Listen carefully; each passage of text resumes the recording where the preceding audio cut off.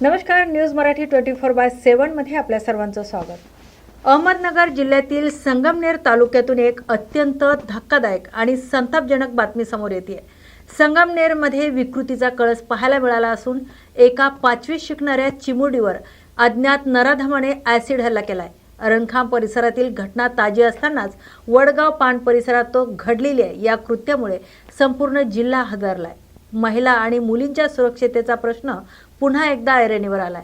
पाहूयात या घटनेचा सविस्तर आढावा. संगमनेर तालुक्यातील वडगाव पान परिसरात आज दुपारी 2च्या सुमारास माणुसकीला काळीमा फासणारी घटना घडली.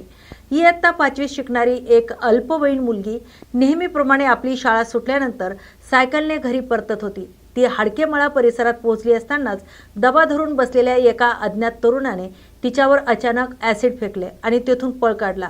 हल्ल्यानंतर चिमुरडीच्या किंकाळ्या ऐकून स्थानिक नागरिकांनी तातडीने घटनास्थळी धाव घेतली.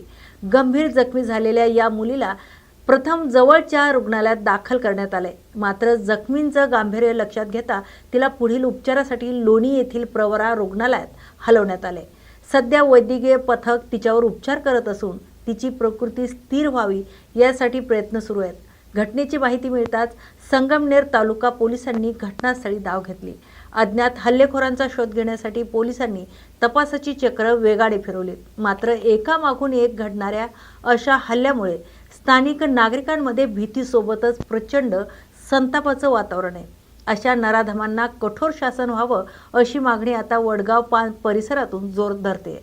शाळेत जाणाऱ्या लहान मुलींवरही जर असे जीवघेणे हल्ले होत असतील तर समाजात विकृती कोणत्या स्तरावर पोहोचली याचा विचार करण्याची वेळ आली आहे.